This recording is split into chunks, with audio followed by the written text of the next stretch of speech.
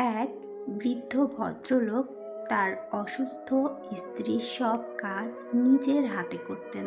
স্ত্রীর জন্য তিনি রান্না করতেন, নিজের হাতে খাইয়ে দিতেন, কাপড় চোপড় ধুয়ে দিতেন, ঘুম পাড়াতেন, পরিষ্কারও করে দিতেন। এমনকি কোথাও গেলে স্ত্রীর হাত ধরে সাথে নিয়ে যেতেন। সারা দিনে এক মুহূর্তের জন্যও স্ত্রীকে চোখের আড়াল করতেন না। একদিন এক প্রতিবেশী কিছুটা বিরক্তি সহকারে বৃদ্ধকে জিজ্ঞাসা করলেন, আপনি সারা দিন আপনার স্ত্রীর সাথে থাকেন কেন? আপনার নিজস্ব কোনো ব্যক্তিত্ব নেই?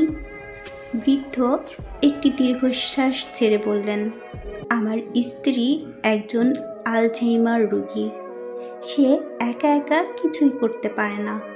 প্রতিবেশী কৌতূহলী হয়ে জানতে চাইলেন, আপনি যদি ওনাকে ছেড়ে চলে যান তাহলে কি উনি খুব কষ্ট পাবেন?